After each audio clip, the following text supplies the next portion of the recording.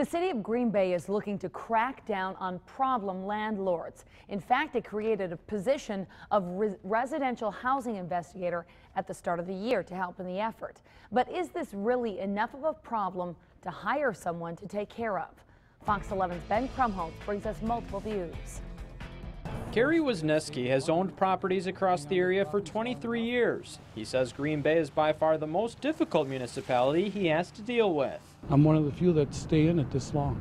Wisniewski and other landlords in the city could soon be meeting a new investigator if they have serious issues with their tenants. If a tenant is being abused, and that's the word for it, by a bad landlord or being really cheated, there's a person to go to now, and that's the person we just hired. That person is Bob Zaspel. He has nearly 30 years of consumer protection experience with the state. Well, it's very streamlined, and the approach is that the city will have a much more direct role in the enforcement of problem landlords. Green Bay is the first municipality in the state to turn two state consumer protection laws into municipal ordinances. More than 3 years ago, budget cuts closed regional offices, leaving the laws rarely enforced outside of Madison. The city will now have the authority to fine landlords up to $5,000 for violations such as not disclosing serious defects to tenants and not following eviction protocol. One landlord I spoke with told me he was afraid to do an interview for this story. He told me it wasn't until recently that city inspectors stopped calling him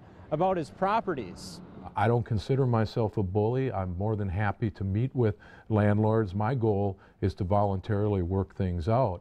But if a landlord will not meet us halfway, we will utilize this new process and we will refer cases for municipal court. They're after me as soon as a tenant wrecks something and calls the inspection department because I'm evicting him.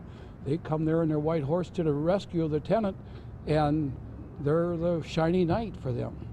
They're not there for us, they're there for the tenant. Depending on the violation, landlords could have up to 90 days to comply or start facing fines. In Green Bay, Ben Krumholtz, Fox 11 News.